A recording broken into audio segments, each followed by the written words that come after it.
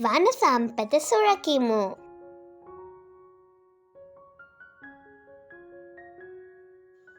මිනිසාගේ මෙන්ම සතුන්ගේ පැවැත්ම සඳහාද උපකාරී වන වන සම්පත සොබාදම් මාතාවගේ අපූර්වතම නිර්මාණයකි.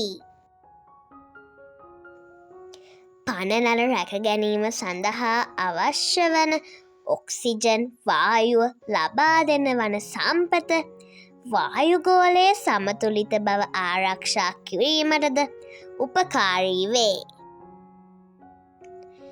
ඡණ්ඩ හිරු රැස් පරදවමින් ජල උල්පත් ආරක්ෂා කරන වෘක්ෂලතාවෝ පාංශු ඛාදනය අවම කරමින් පසේ සාරවත් බව රැක ගැනීමටද තම උපරිම දායකත්වය ලබා දෙති.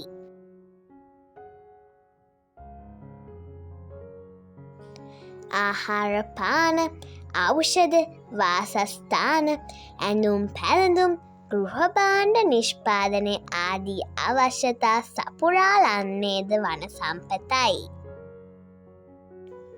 නමුත් මිනිසාගේ අදූරදර්ශී ක්‍රියාකාරකම් හේතුවෙන් වන සම්පත් ගහනය අඩුවෙමින් පැවතීම කනගාටුවට කරුණකි. ඒ තුළින් වායුගෝලයේ විෂවායු සංයුතිය ඉහළ යෑම, ඔක්සිජන් වායුව අවම වීම, පාංශු ඛාදනය, ජල උල්පත් සිඳී යෑම, නාය යෑම්, ආහාර සහ ඖෂධ වර්ග හිඟවීම, නිසි කලට වැසි නොලැබීම ආදී ගැටලු රාශියක් ඇතිවිය හැකිය. වනාන්තර තුළ රුක් රෝපණය වන සම්පත සුරකීමේ වැදගත්කම පිළිබඳව සහ වනවගාව පිළිබඳව මහජනතාව දැනුවත් කිරීම, වනාන්තර එඩි කරන්නන්ට එරෙහිව නීතිමය ක්‍රියාමාර්ග ගැනීම, වනාන්තර සුරකීම පිළිබඳව නව නීති රීති පද්ධතියක් හඳුන්වා දීම ආදී ක්‍රමෝපායන් අනුගමනය කිරීම තුළින් විනාශ වී යන වන සම්පත රැක ගැනීමට අවස්ථාව ලැබෙනු ඇත. Let's protect forests. Forests are a gift from nature. They help people and animals to live. Forests give us air to breathe and keep the world cool and clean. Trees stop hot sunlight, keep water safe, and help the soil stay good.